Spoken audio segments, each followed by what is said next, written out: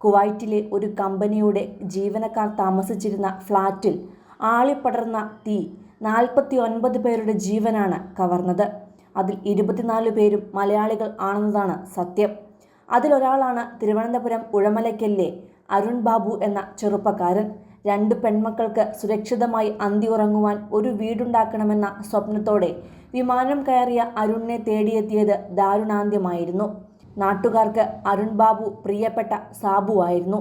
എന്തിനും ഏതിനും ഒരു ഫോൺ കോളിനപ്പുറത്ത് ഓടിയെത്തുന്ന ചെറുപ്പക്കാരൻ. കുവൈറ്റിലെ മണി എക്സ്ചേഞ്ച് കമ്പനിയിൽ ഡെപ്യൂട്ടി മാനേജരായി ജോലി ചെയ്യുന്ന അരുണിൻ്റെ അമ്മയുടെ സഹോദരി ഷീജ വഴിയാണ് അരുൺ കുവൈറ്റിലെത്തിയത്. NBTC കമ്പനിയിൽ ഷോപ്പ് അഡ്മിനായിട്ടായിരുന്നു ജോലിയിൽ പ്രവേശിച്ചത്. നാട്ടിൽ കെട്ടിട നിർമ്മാണ ജോലിയും ഡ്രൈവറായും ജോലി ചെയ്തിരുന്ന അരുൺ 8 വർഷത്തോളം ഈ കമ്പനിയിൽ ജോലി ചെയ്തു.